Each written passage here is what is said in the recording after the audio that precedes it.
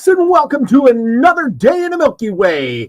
And tonight we got a great show for you with my co-host LukcyStone and our special guest tonight, Trina Phoenix, as we talk about dreams and where they come from. Go ahead. Good to see you guys. Oh, it's just good to be here with you. Good to see you, Robert. Good to see you, Lucky. And I can't wait to hear about your dreams, especially you, Lucky. I'm sure you've had some good ones. I've had some really bizarre ones mostly. Those are good though. That's some of the good stuff, I think. What about you, Robert? Oh yeah, lately, for like the last 3 or 4, maybe more months, it's just kind of like getting more and more and more and more. I mean, if I have a little time, I shut my eyes, I can have a lucid dream like that. You know, it's amazing. That is amazing. Yeah, and you know, it's crazy how I've just been wondering all about it.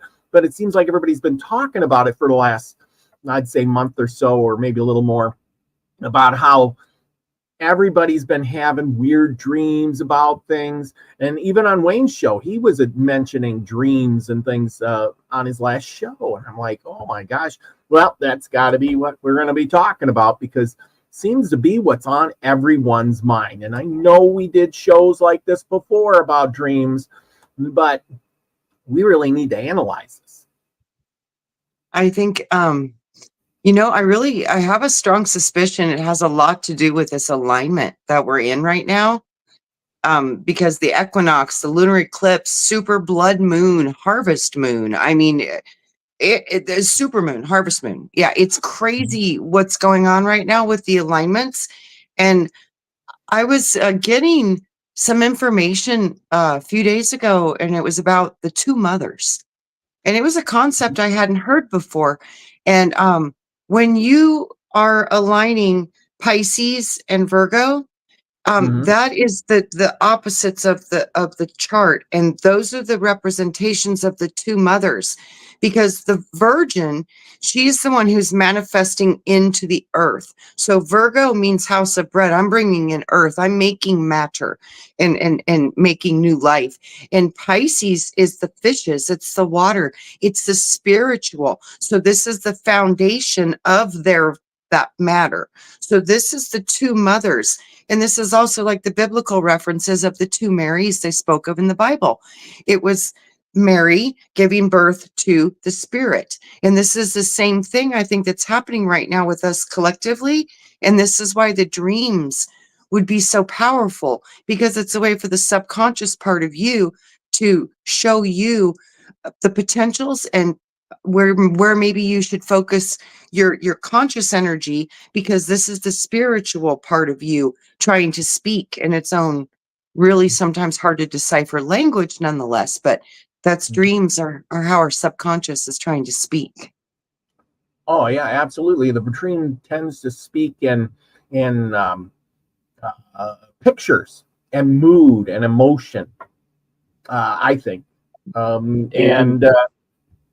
You know, and some sort like that. I mean, I wrote a bunch of stuff down that I thought it's time for you to relax your mind and get let your subconscious do all the thinking, because it can sort through all those random facts and ideas and the feelings that you're feeling and put something together for you. And then it's up to you when you wake up to try to, you know, decide if, or if you don't remember your dreams, which a lot of people don't, maybe it's just a way to make you feel during the day, and you subconsciously will remember those things. Do you think? I think that, science has recognized that our subconscious processes are processing 95% of the reality, where we're only visually and consciously aware of about 10% of that reality. So when you look at the power of what the subconscious is actually doing, it sees in 360. It sees past, present, future. It knows how to operate all the chemicals in the body. I mean, the intelligence just that sits within your belly we couldn't put into our brain. There's more neuroreceptors in your gut than your brain. There's more in your heart.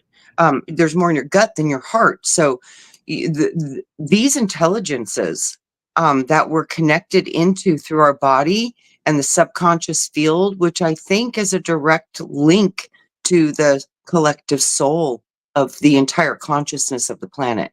So yeah, you want to figure out the mysteries of you, the subconscious field is going to be your best friend. Oh, I totally agree with that. Yeah. Your subconscious mind figures out stuff. I got a good story. I probably said it once before on the show how I figured some stuff out. But I'll get to that in a second. But Lucky, do you have dreams? Do you have a dream book? Do you write anything down? We're going to use you as the scapegoat example here. The last dream I didn't remember but wrote down, here it is, was a nightmare. This one was, I was locking all the windows and the doors of the house. And my wife was yelling, "Oh, they're in the back, they're in the back." And at which point, I mean, I try to lock, I'm scared, running around the house, locking all the windows and doors. And my wife says they're in the back of the house. So I said, in this dream, I said, "Good." And I proceeded to open up the front door and say, "Lock it behind me," and go outside. And that's when I woke up. Because I don't know if I was supposed to do that. Because, it was intense. And I woke up by leaving the door. I woke up. But and I woke up in just sheer terror. And Wow. Okay. Wow.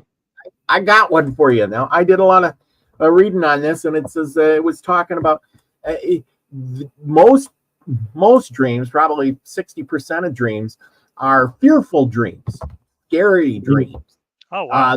They're influenced more by the events that are happening. And second of all, you were talking about being in a house or a building, and a lot of dreams, most dreams have buildings in them, especially a house or a familiar house. And in that house, you're like there's something hidden in that house, or there's a feeling in that house of being lost or scared, or some complexity, something hidden in the house that you're supposed to be looking for, or whatever. It's also, you know, a traumatizing event, and you do like wake up feeling anxious and a lot of anxiety when you wake up. And that's a lot of dreams. They say that most dreams are on the fearful side, not on the, "Oh boy, I woke up and I was dancing in flowery field and everything was right and I won $1 million and, you know, Lucky Charms guy was there giving it to me with the big pot of gold," you know.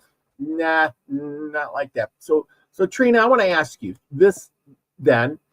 Why do you think that most people have a traumatic or a nightmare type dream instead of a happy-go-lucky dream?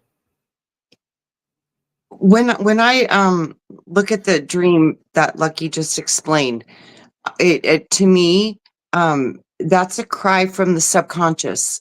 It's letting you know what's on your mind. What are your hidden fears? And we have a lot of talks about invasions and people coming into our properties, and these things right now that are happening, they're real.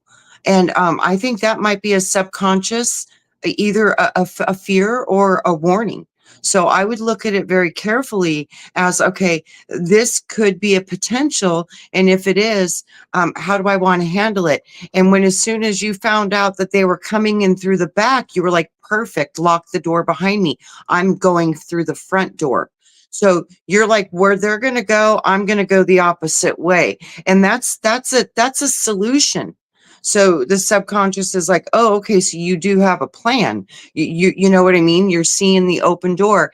And I think because it was a fear or a potential warning dream, you know, sometimes when we get the information that we really need, that's when you'll snap out of the dream and it's so vivid and it's so fresh in your mind. I think that's why we walk through those doors. So we'll wake up at that exact moment so you won't forget it.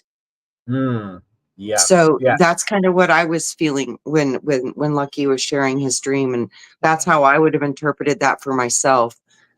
Mm-hmm. Nice. Yeah, that's exactly it. Pamela Jean has said, I wonder how many of us wake up at 3 a.m. Now, I do it all the time. All the time. Isn't that strange how people All the wake up time. around the 3 a.m. mark? And it was also talking about in this book I read, it was saying if you want to remember, this is weird because it said if you want to remember your dreams, set your clock to around 3 a.m. and wake up and then write down what you were dreaming versus waking up in the morning. You may not remember that you even dreamt anything. Mm-hmm. Yes. So I thought that was interesting. So besides that, it says it was talking about, a lot of people don't, when they wake up, they can't remember the dream, and I'm one of them. I'll wake up and I'll have that thought in my head for a minute or two, and then it's poof, it's gone, disappears so fast. And it was talking about how you should wake up slowly, stop thinking about anything else, concentrate on the dream. Don't jump up, put your slippers on and run out the door, or, get a cup of coffee or something like that and then think about it. Do it immediately, but try to stay in that dream state as you get out of bed to do this, or maybe have the thing by your pillow, that you're not jolting yourself out of that dream state so you can remember that. And I thought that was really important. Mm-hmm. Don't you think? Yeah. Especially at 3 a.m. Yeah. I noticed like keeping the lights off, not turning all the lights on right away or something like that. It keeps me in that dream state. Plus if I want to lay back down, I'll lay back down then and I'll go right back to sleep. And sometimes I continue the dream. I swear I continue the dream. I've done that before. I've done that a few times. Like went to bed, woke up with a bad dream, woke myself up out of the dream. I was like, wow, I don't want to go back to that dream, go back to sleep, pick right back up in it, wake yourself up again, be like, no, I don't want to be in this dream. Do it again. I've had that happen, and that's a little frustrating. But yeah, I've experienced that. That's not a lot of fun. Yeah, it's not. Pamela Jean says something about she recorded all her dreams. Recording your dreams, that's another important one. And why would you want to record your dreams? What's your interpretation of recording your dreams? For what purpose? For me? Yeah, or for you? For anybody, actually. I've been writing my dreams down since I was like 12 years old. So I don't have a lot of dreams that I remember. And I think most of the dreams that I remember, sometimes I wonder if they're dreams, because most of the ones that really stick, they don't fade.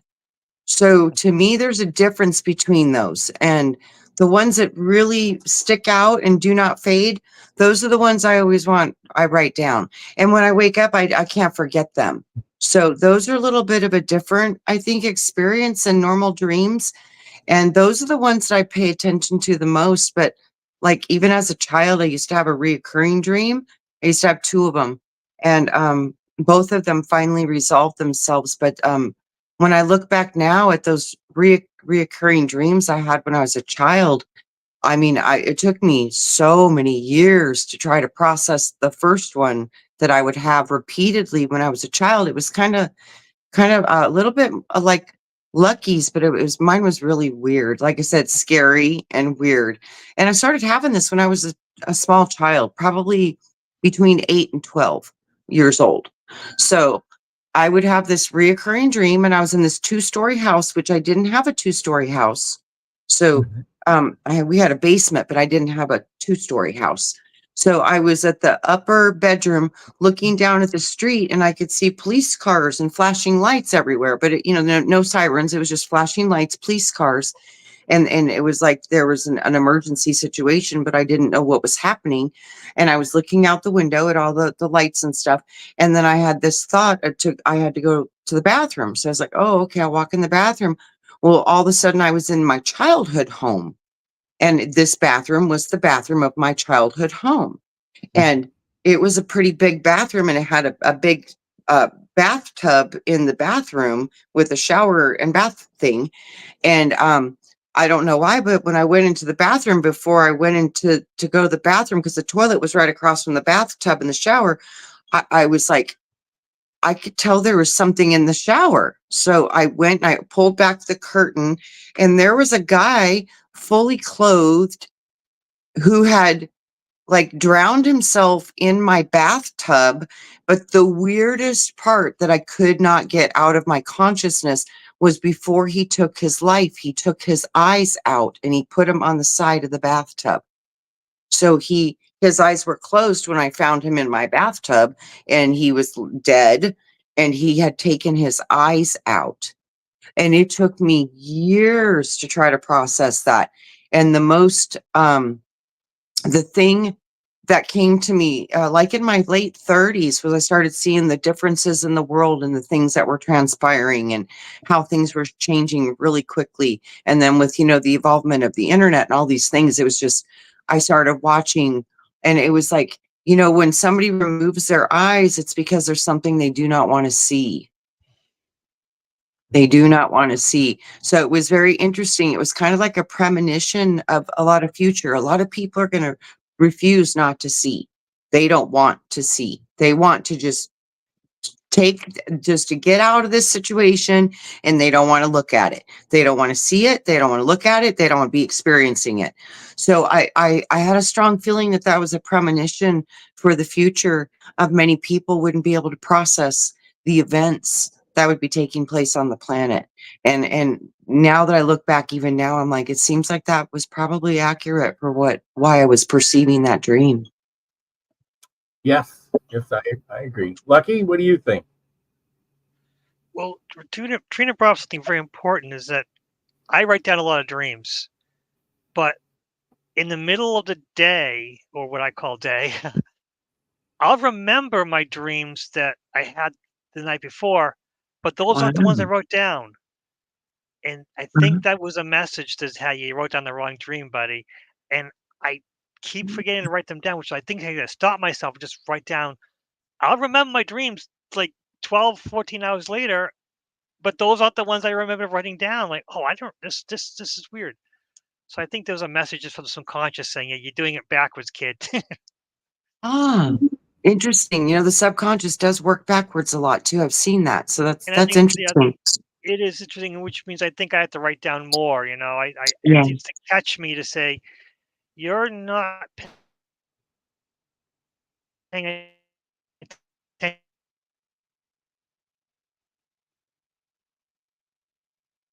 Yeah, I don't know if that I remember from the middle of the day, I forgot to write down. Like, wait, why? Yeah. We lost you for just a second, Lucky. You froze, but you're better now. No, it's just one of the things about dreams and writing them down, and even if they come up later in the day, you should write that down too. And I'm forgetting to do that. Yeah. Let's analyze somebody we all know. Let's analyze Scotty boy. He says, "Hi, Scotty. Fist fight with my older brother in every dream I can remember." I imagine that's not now, but back in the day. That what do you think that is? Some traumatizing event with his brother, conflict, something like that. What do you say on that one? That's what I would say is you must be having problems with your brother. Maybe it's time to make amends. Just a thought. That's what I was wondering. I was like, well, what's the relationship with the brother? Because that would tell you a lot about what you're processing in the subconscious. Yeah, it would be like, what's going on with brother? Yeah.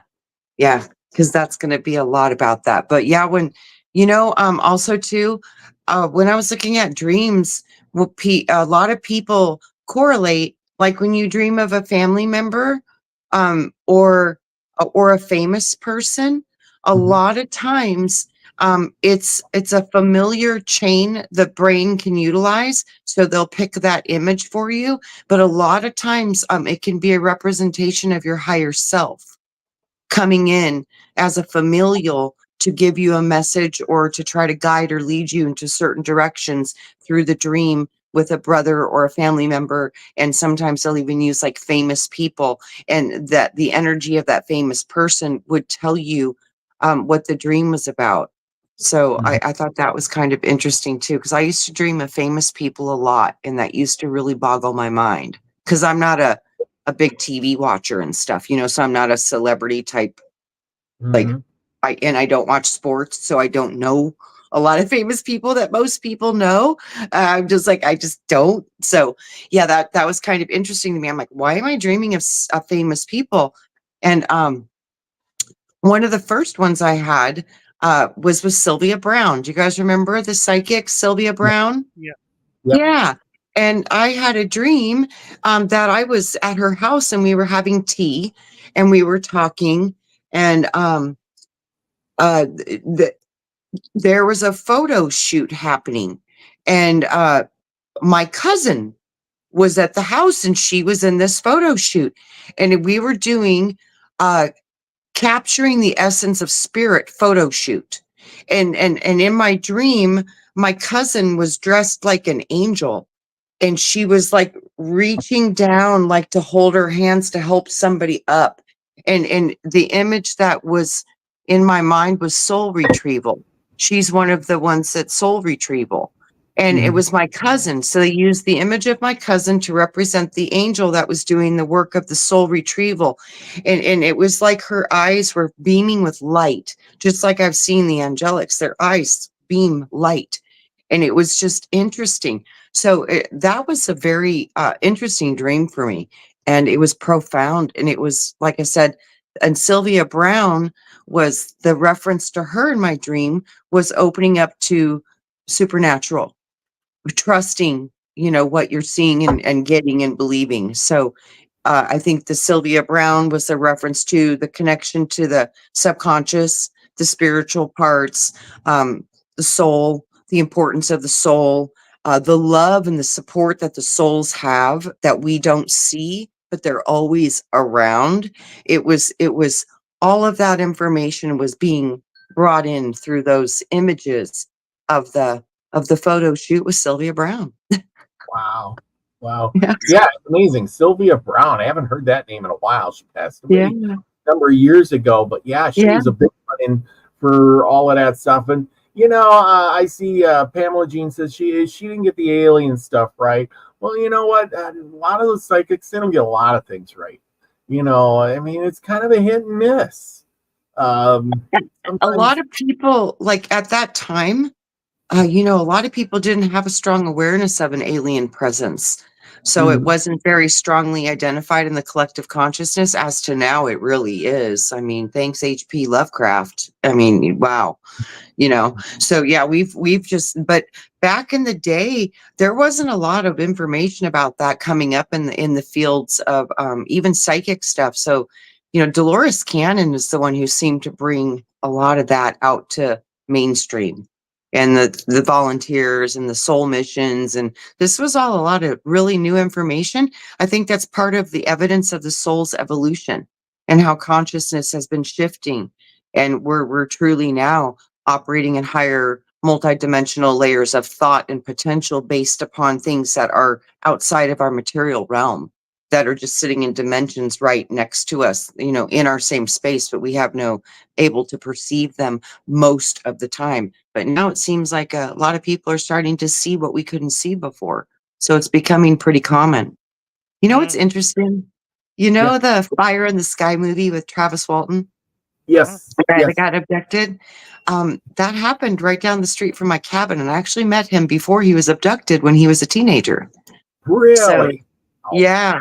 So, years ago, that was in my reality because we knew Travis, and those are small communities up there in the mountains. Everybody knows everybody. So when a local goes missing for several days and, all the guys are saying an alien took him, most of the people thought that could have been possible, so, back in my reality, even 20, 30 years ago, Arizona's a hot spot. We see a lot of strange stuff in our skies. So for us, it was like, Well, that could be, that could probably happen, but, we weren't as dismissive, but a lot of people still were. And I mean, literally, it took Travis almost 20 years to even start to really fully explore the trauma that he went through on that. And you know what was really the most interesting part? I just saw a recent documentary with him, and they were going over the movie and the Fire in the Sky and stuff. You know that he did some regression hypnosis, because when he remembered waking up in the ship, he was in a pod and he broke out of it, and then there was a fight, and they beat him up and sedated him, and then he woke up in the woods. You know what I mean? But it was like, why did they bring him back? You know what I mean? They don't. A lot of people, when they're gone, they're gone. So everybody thought the boys had killed him, and they were getting potentially charged with murder. There was a lot of stuff going on with that. It was a really big deal. And when he did the regressive hypnosis, because this was so traumatizing, it was hard for him to even speak about it to anybody, for any news or anything, for almost 7 years after the incident. He was just like, no, we don't talk about this. I'm not going there. So when he did this regression therapy, he went back into the actual memory, and he realized what had actually happened. And you know why they took him? Huh. Because he ran into their pulse beam that came out of the ship, and it killed him. It killed him. So and the boys saw him die. They saw him flat plank and looked like he was dead. Looked like he'd been hit by lightning. So they thought he was dead for sure. But he wasn't. Well, he was. But that's why they took him into the ship. And when he did this past life regression, everything he thought was backwards. And what had happened was, when he ran out of the truck to go see the ship, the guys are like, don't come back. And he wanted to be brave. And he's like, I'm not going to, I'm going to go. So he did. And when he walked too close to the ship realized he was there, and it fired up to try to back off. Well, he went into the light when they accelerated the light to move the ship, and it literally killed him. So they literally took him back up in the ship, and they had to literally work on his body to bring him back. And they did, and they resuscitated him. And then when he was getting better, when he got conscious, that's when he started trying to fight everybody, because he was so scared and traumatized, so then they just dropped him off. But isn't that amazing? It's like they wouldn't have never done that if he didn't get too close to their ship and accidentally die. So it's kind of amazing how, he, even in his own mind, he thought this was, a brutal attack, when actually they saved his life. It's kind of weird, because in some ways you think, wow, our bodies are so fragile. And in the other way, you can look at it and go, well, our bodies are so fixable too, because, literally they killed him. And then, with their technology, obviously they brought him back to life. And, how long was he really dead? And, obviously they know more about. He doesn't know like those details, but he was gone from our physical reality for 5 days.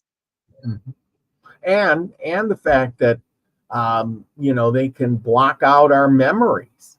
That's another thing, how our little pea brain can, not remember, and somebody can actually go in there and block stuff out to their choosing, not our own.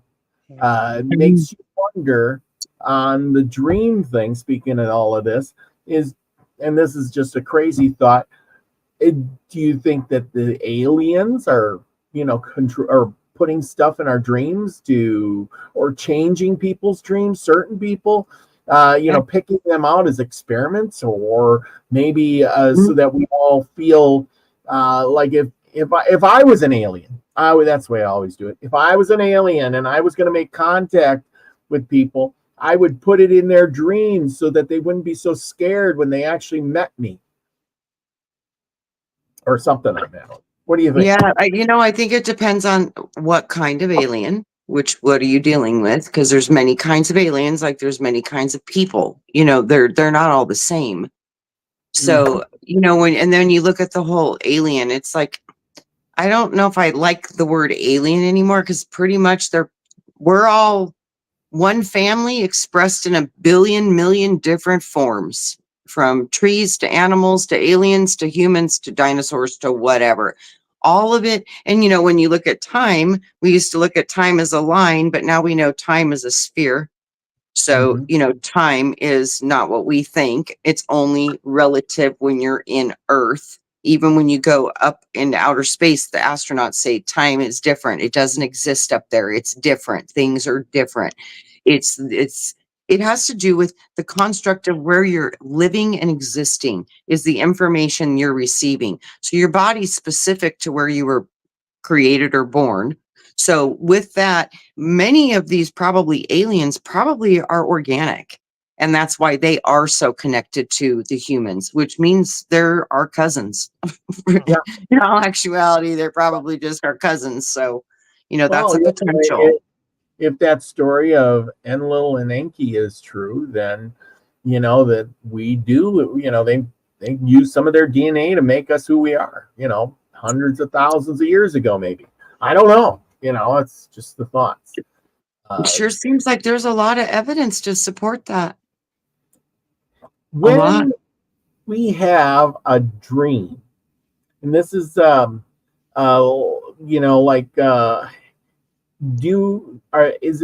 we in the matrix at that point, or is that the point where we exit and we become part of the spirit world, or not? I think you're definitely still in the matrix, and you're still in the lower astrals. You're not even in the higher levels of existence. You're still really anchored in the matrix. Yeah, that's what I believe anyways. Yeah. Okay, well, like it says, it's just no time. I can't make sense out of my dreams. Like, they're weird. They're really strange. Yes. And when I was a little kid, when I used to travel all the time to the higher realms and sit and talk to the Lord on this platform and go to these realms, and it was so lucid, and everything made sense. It wasn't weird. Everything was made sense. It was solid. It wasn't like a dream. So yeah, the astral dream realm, that is definitely, in my experience, that is totally Alice in Wonderland, baby. It is. Yeah. Well, our most dreams, just like we'll use Lucky's dream again, the house and the thing, and being scared and terrified and running around trying to shut doors and keep people out or whatever. It's an irrational chain of events that lead to, and then your dream ends. So, just like you said, you're having these dreams, you don't know what they're about. Why do you pick his eyes out? I don't know. It just makes no sense that somebody pull their eyes out and then kill themselves. And but then you're left with, what was that dream for? That was the big question. For years. For?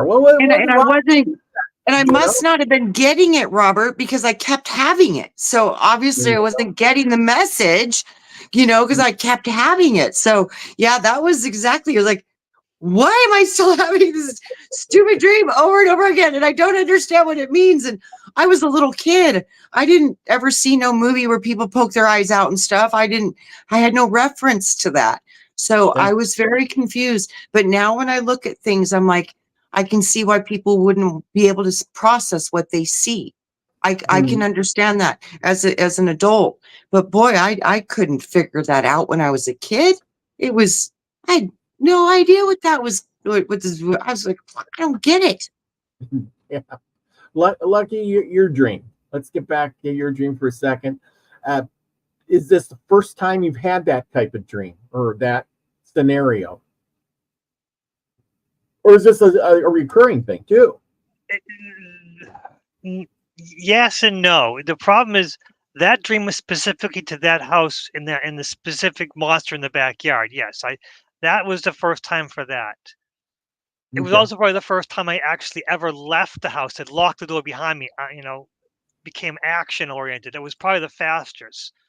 Normally the dreams are much longer, like that dream of afraid of preventing the thing from getting in. Normally those are a lot longer, and I don't leave the house.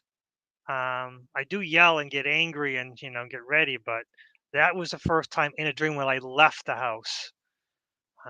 But in dreams Is also, this there's the what? could this be a progression of a dream? Like Trina was talking about with the, you've been always in the house, and now you're finally stepping up to get out of the house. As things change in your life, your dream is trying to tell you something, or whatever. I'm not sure in that, but I'm just throwing it out there because Honestly, this dream I haven't really analyzed too much. Just want to let it go as it is to see if there's something comes after that. But this was probably August 4th, so that's about a month and a half ago. That dream. Mhm. So, but nothing happened after that scene. Everything else is pretty innocuous, sitting in the woods and walking. And then there's of course the lucid dreams where I messed those up. Where anytime I look at when I look at my hand for lucid dreams, my hand branches and becomes like a tree, and I'm like, lucid dream, and it makes sense. Oh no, rather than oh my god, my hand's deformed. This is crazy. What's good? No, it's like oh now I know I'm on a lucid dream, and I move on, and then I can change things. But every time I get into the lucid dream, really, I can change this. All the people in the dream leave, and I'm alone. The last one was I was actually on an island. I didn't know that till I was in a building talking to people, doing some different stuff, and I see my hand and go, "Oh wait, oh I'm dreaming. Oh great, I'm gonna fix this." And then I go and there's nobody. I'm looking around for the people. I want to interact. This is my dream. I'm in control, but there's no people, and there's buildings. It's no animals. It's the weirdest thing. It's like taking all the characters out of the backdrop and just being, on Studio City in some movie or something, having no, like, okay, I control everything, but there's no one to talk to. Oh my God, Mhm. I wonder if you could, in that state, remember that you can create. And you create the people, create the animals, create it all. I wonder if that's what you're supposed to do. Oh, Interesting. I never thought of that because in those I dreams, literally, I just saw they're like, it's for you to create because they want you to create your vision, your dream. That's why it's all the structure, the foundations there, but the details and the people and the personalities, that's up to you. that's interesting. I never thought of that because it's always about I'm changing the buildings, I'm changing, making the boardwalk longer because it becomes an island. It basically just walk around the island, the beach, Yeah. the houses in the middle. It's a beautiful island, and I didn't think about creating the people. I was fixing the island for the people that, but they never come. I didn't It figure. I was didn't never thought it of was making it myself. interesting. I was seeing a Sims, the little game Sims where you build the island and all that. But then I was like, but you got to pick your people and bring your people in.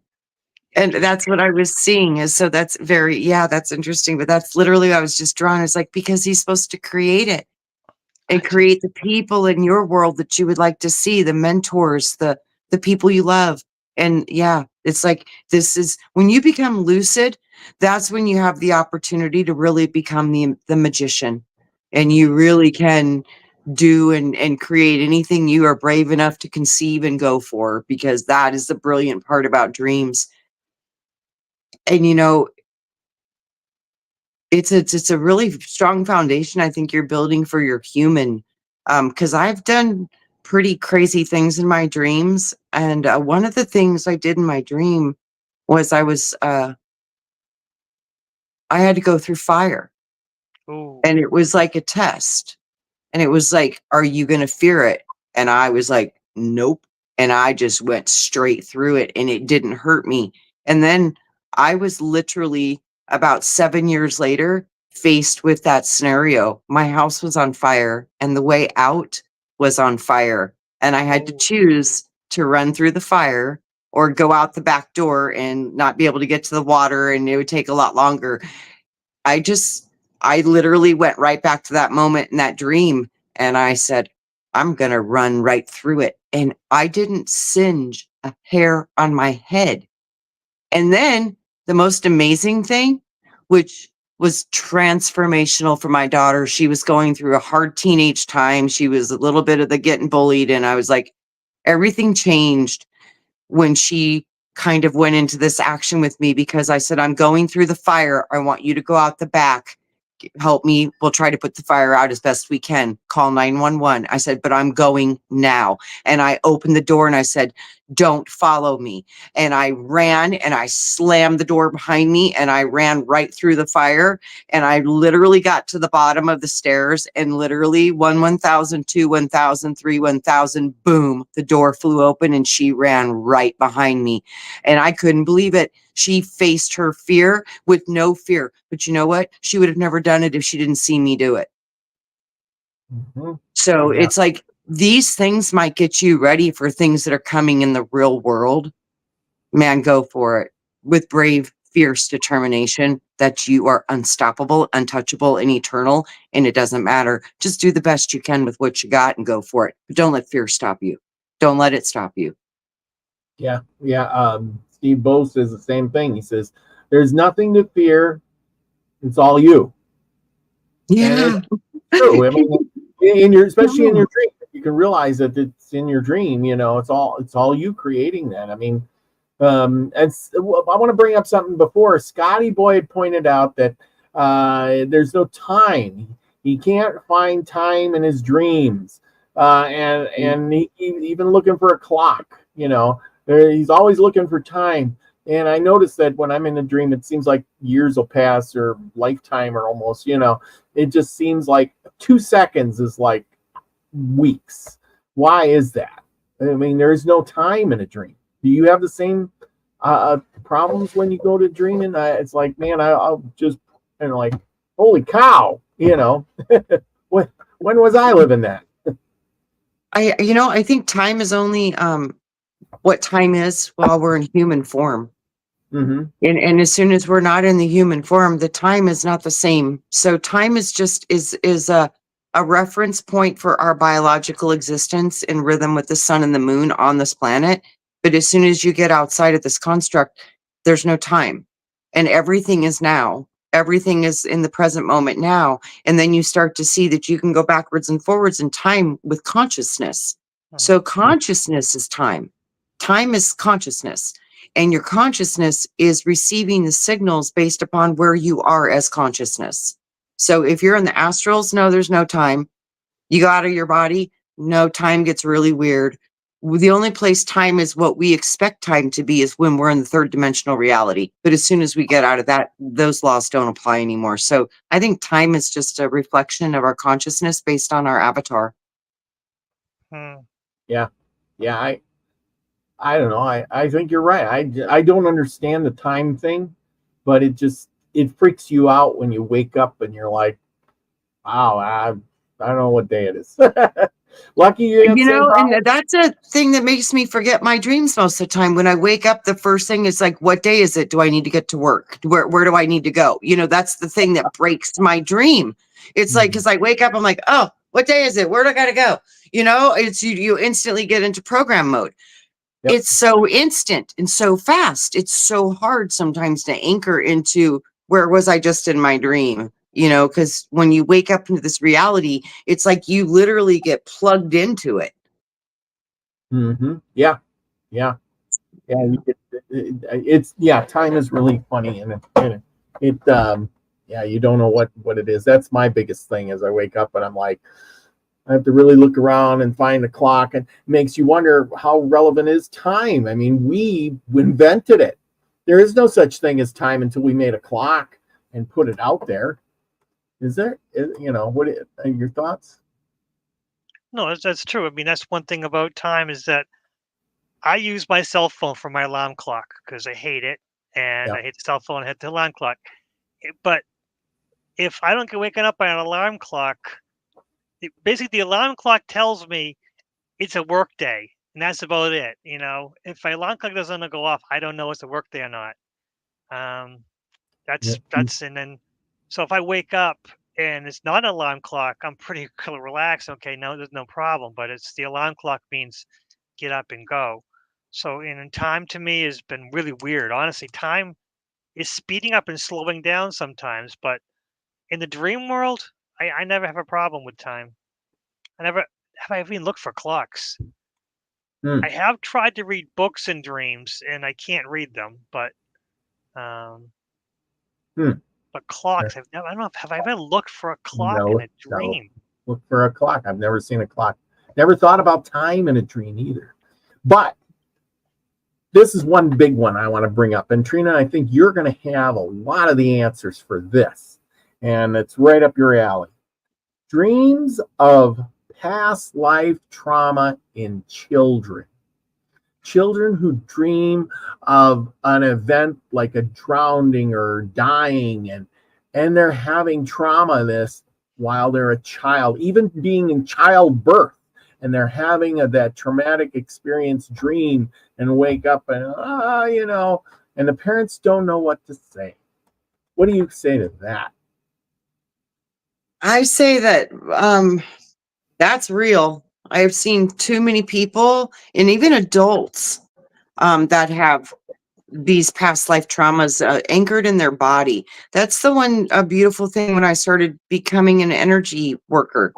When I started running energies and feeling and sensing the energies in different people's bodies, when I could find these blocks and these vibrational discords in their field, it was so profound how the body, it's like your tissue is a map of every experience you've ever had throughout your entire soul's existence is somehow into the flesh. It's in the body. So people that have all these phantom fears, like I saw a few people that had fears of things that they had no rational reason to be afraid of. Water, drowning, fire, one spiders, one any kind of flying bug, just lots of bug stuff, fire stuff, water stuff. These were current, reoccurrent things I kept seeing in people. So I started like looking at, okay, phobias. Where do these phobias come from? Because there's no rational reason for the phobia. So it has to be coming from a different position. Mhm. So that's what I would help my clients do, is to dive into that energy in their body. And I would ask them to try to describe it.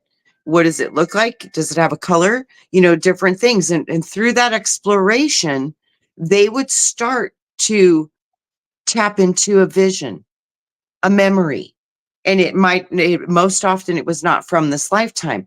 But then through that mapping in the body, they could access that repressed memory. And then once you have an awareness of it, it's almost like that shadow can't hide anymore, because the consciousness is like a light. And as soon as the consciousness is aware of it, it literally can resolve itself just with the awareness of it. So I've seen profound healing happen through the awareness of what is held in the body through past life trauma that you have no conscious awareness of. And wow, it really does a physical, it helps a lot of people in their bodies in very big ways. Hmm. So yeah, the Yeah. body's amazing that way. And it literally, guys, if you could dive inside your body, you would have access to every single existence you've ever been, every trauma, every war, every single thing. It's all in there. It's all in there. And lucky your dream with the windows and doors. There's so much war talk right now going on. So I have a feeling that could be subconsciously you're picking up on the collective soul, because many people are concerned about this and it's happening right now. So with that, I think it's very deeply in our subconscious strata right now. Just most people aren't pulling it up, but it's there. Yeah. Yeah. There's a lot of break-ins around too, so that makes, and it's not in my neighborhood. It's about around the country where I've talked to different people where they've had the weirdest things happen. Yeah. One person was parked in a parking lot. They ran in to get something. Someone broke their back window and stole stuff out of the back of their car, which were just stickers and stuff. It was a big box maybe it was luggage or something, but it was just paraphernalia, swag, stickers, minor stuff. So the person opened this thing up, which is basically, they got nothing. They broke someone's back window to steal something and end up getting nothing. And it's weird how the world is going right now. Yeah. One big question, speaking about the world and people having dreams about the world in present day and present time, is that could they be having, and I believe this is true because we had, we talked about outer body experiences many times, but a lot of people, I don't think, understand if they're having an outer body experience and they would take it as a dream. You think that happens quite often or not? Yes. Yes? I do. Yeah, I it's true too, because a lot of times they'll know things or they'll see things, and think of it this way. I think, well, okay, if you popped out of your body and you went over to Europe, and you've seen all the warring, you would come back and you would say, oh my gosh, I dreamed there was a war, it was so real. Well, of course it was real. Robert, I think you just answered my question. I think that is the difference between a dream and an OBE. The OBEs you remember easily. The dreams fade. They're hard to grasp. They're hard to hold, and they fade quick. But the OBEs don't. They don't. I still remember my first OBE. Like, I can still recall it perfectly. And it happened when I was 13. It was the first time somebody ever said, you want to try to go out of body? And I was like, well, I don't even know what that is. Okay, why not? Yeah. So, yeah. And I went to go see a friend and he lived in Maine, and I was in Arizona, and I wanted to go see my friend, and I wanted to make sure he was okay. And I went to his house, and he called me a few months later because he wasn't allowed to use the phone and stuff. And he was able to finally call some friends and talk. And I described his house, and I even described his curtains, and I told him the comforter and what his bedspread looked like and everything. And he was like, you were at my house. I explained everything. There's 3 steps that goes up your back door. You have a white door, a white house, white steps, 3 steps up, walk through that door. There was a staircase to the right. You could go straight, right, or left. And there was a staircase to the right. I went up the stairs. I went to the left, and then I made a right, and then I made a right, and I was in your room. And you have stars and comets and space stuff on your comforter, and it was navy blue. And I described everything with perfect detail. I told him what was sitting on his bedside table, and I explained his kitchen. I explained his backyard. And see, for me, I'm from Arizona. When I landed in this backyard, the grass was wet with the dew from Maine. And I could feel the worms in the grass. And we don't have worms like that in our grass here. It's different. So we didn't have that stuff. So now I was like, that was the first thing that went to my consciousness, was I could feel the worms under my feet. I was like, oh my God, I'm going to get in the house, So then I instantly walked up the stairs, and I don't know how I could open the door, walk right in the house, and everybody was sleeping. And it wasn't nighttime when I did my OBE. Oh no, it was nighttime. Oh, that does make sense. Okay. It was nighttime. It was dusk at, sunset here, but it was nighttime in Maine. So that does make sense. It would have been nighttime. So yeah. And I literally got to see the sunset while I was traveling in my OBE. And yeah, it was really amazing. And I still can remember it. Just like, I have very good recall. So that must be the difference. I wonder if we remember the OBEs, but we have a harder time grasping the dreams, because those are way more the subconscious strata of creation, which is part of the astral, and the astral is very weird. The astral's weird. Yeah. It's different there. Yeah. Jargo Smith says, she says, Trina, I think it's past life dreams that don't fade. That too. That I believe that too. When I've done past life regression and gotten into my past life experiences, you don't forget those either. They kind of stick with you. Yeah. Yeah, I agree. Yeah. Definitely. And that's the thing. We had what was it? Who did we have on here? Sunzip on David and what's her name? And they were on here and doing the past life, and that's kind of how they remembered. They were meditating, and and then they started remembering these things, and it was kind of like a state that they had to be in, but they remembered. Off the Hook says she was in a submarine once and she was a man. Oh my gosh. Yeah. Yeah, so that's the thing. When you have these dreams, sometimes you're not the person that you are right now. You're a man, and you're dreaming as a woman, and a woman as a man, and so it tells you that might be a past life dream, don't you think? Yes. Yes, I think it is. Yeah, especially if you're in a different gender. That's more, yeah, I would think that's past life. Jargo Smith says, I had one at age 16 and I was killed. And it is as vivid today as it was back then. See, that's one of those, traumatic dreams from, your like a childhood. Well, I guess it would be a childhood still at 16, but, where these children have that trauma left. And maybe she needs some trauma with that being killed and all, instead of, and maybe work through that. Depends on how it affects you. If it doesn't affect you, it's okay. But if it affects you, then that means that there might be something in the body that wants to heal. So it just depends on how it affects you, because some people have no problem with it. Yeah. Well, at least that the ones that, you don't think you have a problem with it, but maybe deep down. I mean, sometimes you have physical stuff. Yeah, that you don't realize it's from that until you go into it. And then you realize, wow, this is affecting my body. But you don't ever know. You don't know what you don't know. It's really hard because you don't know what you don't know. So that's the difficult part is trying to discover what's hidden in me that needs to be discovered so I can heal. And that's the hardest part is unlayering your own onion, because man, you guys are so multi-leveled. It's so amazing when I dive into bodies. That's how I understood that the universe truly is inside of you, was when I would go into other people. That was the first time I got to see that. And I got to see the solar systems inside of them. And that was mind-blowing. Speaking of your dream, Lucky, how that could be a subconscious premonition, like everybody's kind of collectively worried about this right now.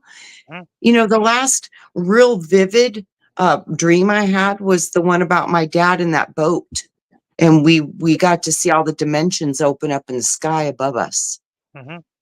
And I wonder too, because everybody's like about 5D, 3D, 4D, where are we going? What are we at? Where are we going to, are we going to, all this stuff. I think that was one of those collective dreams that a lot of people were wondering, how are things going to look and what's it going to look like? And it was very odd because I literally got to see all of the dimensions above third dimension all the way up.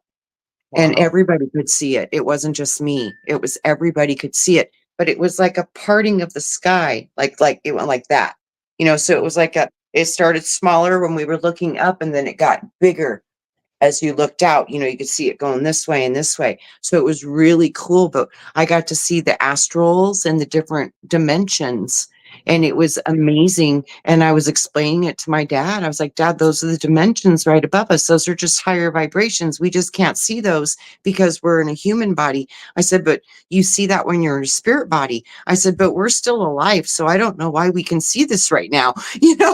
So, and he was like, that's where we go when we die? I was like, yeah, it's kind of right where we're at, but we just can't see it. And he was like, whoa. I was like, I know it's confusing, Dad. We're not normally supposed to see this, so I don't know why we can right now. But that's what that is. Like, I had an absolute knowing what I was looking at, and I was explaining it to my father, and he was super confused, but you could tell there was a part of him that remembered, Yeah. So I think a lot of people, if they start to see extraordinary things, it's going to be a little like, but there's something about it that they're going to be like, I know this. So it won't be so overwhelming, because something about it, they're going to be like, I don't know what this is, but somehow I do. Right. So it's a confusing feeling, because you're like, I don't know why this is happening, but I know it exists, and I don't know why we can see it, but we're seeing it right now. So it's kind of like, that might be a lot of what people are going to be processing, especially if they start seeing things in the sky that they're not used to seeing. They're going to be like, oh my God. And like wanting to go into shock, but being like, well, I kind of thought that was probably possible anyways. So they won't be so freaked out, you know, but they're still going to be like, but why can we see it today?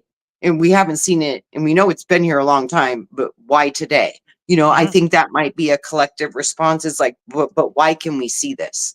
You know, that will be the question more than, oh my God. It'll be like, dude, why are we seeing this right now? You know, it might be that simple. So it was interesting though. That dream was one of those ones I thought this could be a premonition. This could be the collective, what they're asking and looking for. And it might be something that's simple where we're just going to look up and see the dimensions and be like, whoa, we're not supposed to see that. I wonder why we can, but isn't that interesting? And look how pretty it is. And I wonder what one that is. And, you know, you just start getting curious because it was like, there wasn't panic. So that was good. Yeah. And my dad's he's a full blown normie. You know, he has there's none of this. So yeah, he is nothing to go with this at all. Nothing. So that was fascinating that he was in the dream with me. Absolutely. Somebody who had absolutely no knowledge. Yeah. I love how you use that term normie. Yeah, because that's kind of what it is. There's a lot of people out there that don't ever think of those things. They have a dream, they just blow it off and continue on with their life. You know, they don't see things out of the normal, and if they do, they just explain it away. Like, yeah, I seen that thing race across the sky. Must have been a ship. Must have been a jet. Okay, and you know, little green men pop out of a ship, and they would go, "Huh? Well, must be some advertisement." Right? They're making a commercial. You know, they'll just still rationalize it. Yeah, absolutely. Rationalize it. They don't analyze it. You know, it was funny though, Robert, that dream, it was like, they couldn't rationalize this one. It was like too big. You know what I mean? So they just kind of had to process it. But when they saw other people that were like, oh, I know what that is. Then they were like, oh, okay, we're just going to have to like, okay, what, you know, people weren't so freaked out, which to me was a good sign. I was like, because my dad was not losing it. And there was white stuff in the water and we were in a boat. I don't know why, you know, it was just weird because, you know, dreams are kind of weird like that. But it was very interesting. And the reaction, it was almost like showing me, guys, when things get really weird, we truly will be the way showers. Because you're going to have answers for these people that are like, what is going on? You're gonna be like, relax. It's been here a long time. We just couldn't see it before, but this change, we said we'd be able to see things. So it's okay. You know, we'll be able to calm people down and make it like, oh, okay. And then they'll rationalize it the way they need to. And I think a big part of this transition that we're going through is people are going to start to see things at certain times where other people won't. So there might be some arguing of, what do you mean you can't see that? You can, you know, don't let that happen. Be patient. And if you can see something that others can't, and others you clearly know that they can't, then know it's okay. And don't doubt yourself. Just know their vibration isn't ready yet. And you're probably going to be there and hold them together when it does break loose. Because if my dad could see it, that means everybody will be able to. You know, that was like the symbology in my dream is like, no, if he can see this, that means everyone's going to see this. It's not going to be the people that are tuned in. Good night, Zigzag. Yep. Good night. Thanks for joining us. Oh, yeah. I had him on a few shows ago. It was great. It was a great show. Yes. Yeah. Yes, it was. Yeah. Oh, shoot. It was on the tip of my tongue now. It's time you were talking about, you know, I forgot. Slip. I hate that. It's like poof.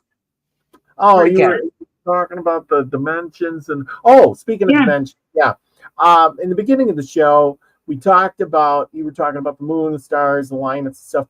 And then there's a big alignment coming up here in October. And as this gets closer, David Dubine from Adapt 2030 talks about how this special alignment's going to be with the planets in a square. You know, and do you think that's going to have anything to do? He says he was talking about how it's a once in a 800-year event. You think anything like that's going to affect us? with I the do. dream.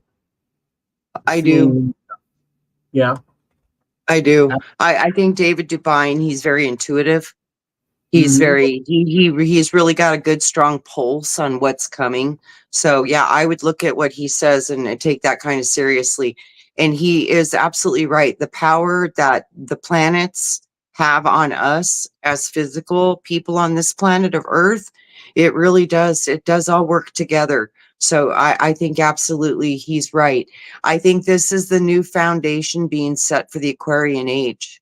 And right now, what they're showing me is right now it's time to dream your dream, because we need to be able to take those spiritual principles and Mhm. shoot them into the water and make it real, manifest it. So this is what we're doing right now, is we're blending the two mothers, the spirit and the matter. So it's like they're showing me like it's the conception has happened and the baby is developing, and the birthing might be at this foundational point of this conjunction that makes this big cube, because all cubes are fire, they're pyre. The cube is what you see underneath from the point of the pyramid. So it's a new potential, and it could be this is anchoring in the energies of the Aquarian age, and this is happening in October, which is right before the elections and all that stuff. So yeah, I do think this is very important that we focus our intentions on what we want to see in the world, because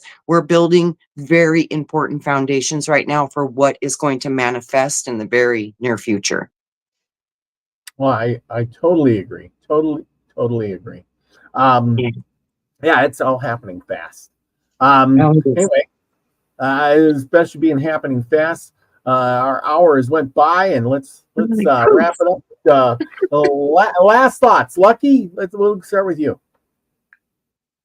Sometimes you just have to enjoy your dreams for what they are.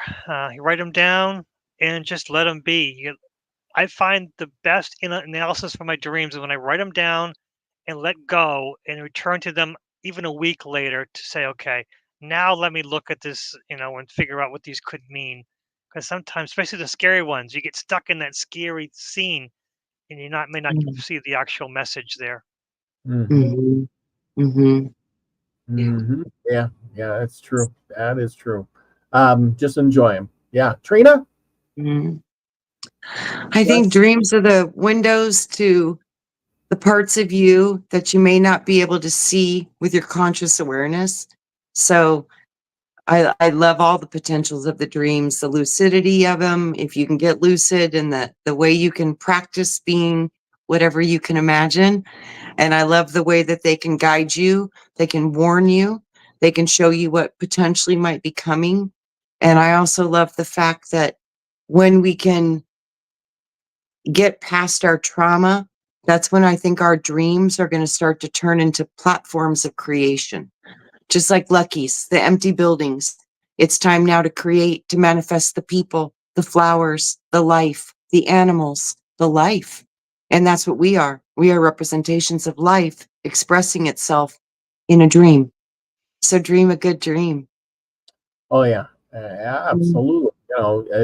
Dreams are nothing to just pass by. And like you were saying, normies.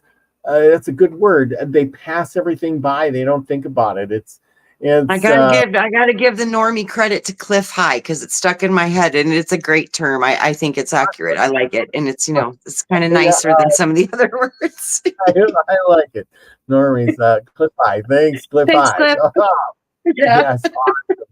Yes. But anyway, let's see. For all of that, yeah, I like my dreams. I got a dream journal. I don't write in it as much as I should, but when I do write in it and I read it back later, it's like I can pull that dream up in my brain, and I kind of vaguely remember it. Versus if I don't, it's gone forever. It's done. So Lucky, you write a lot of stuff down. Good for you. And Trina, I'm sure you write a bunch of stuff down too. I got to get more on the ball. I just contain myself a lot of work, and then I just kind of blow a lot of things off because I'm strapped for time.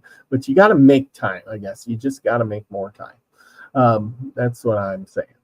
But with all of that, just keep dreaming, everybody. That's what it's all about. I want to thank everybody for coming tonight. And don't forget, tomorrow night, I'll put the link in the description tomorrow night, or in the description in the chat. Tomorrow night, Sunday Live, me and Nina will be on her channel. And I want a big shout out to everybody who's here tonight. Brandy Robinson, haven't seen you in a while. Good to see you there. Off the Hook, Jargo Smith, Scotty Boy, Grace says Pesky. I'm sure I said that wrong. Thank you. Anyway, Nina the Mystic, Bridget O'Higgins, thank you for being here. Regine Hutchinson, thank you. Gaza Cav, all the way from Australia, thank you for coming and joining us tonight. Off the Hook, and Teresa D'Anton. Yes, Teresa. Teresa, come to join us tonight. Sunset Dreamer, F Kitty.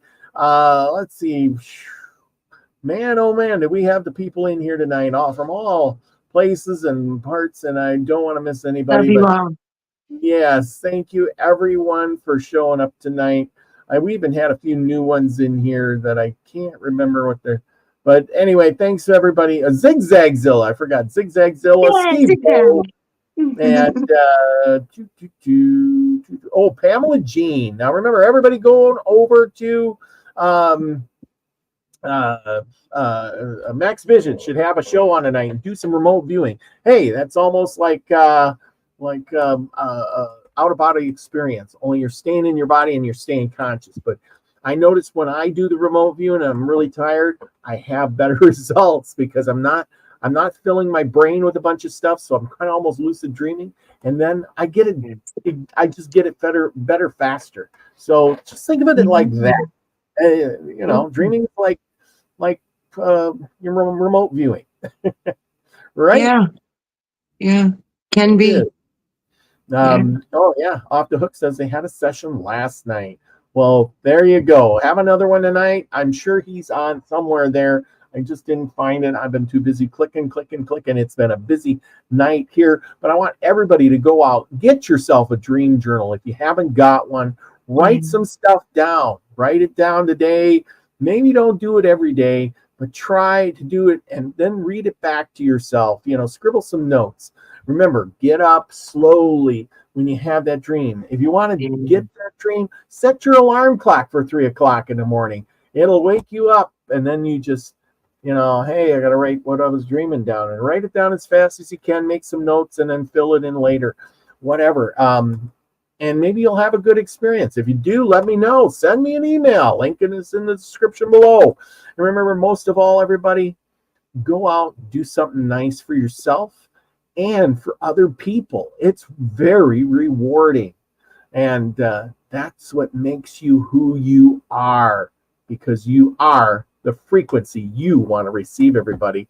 Love y'all. Peace, everybody. Like, love you.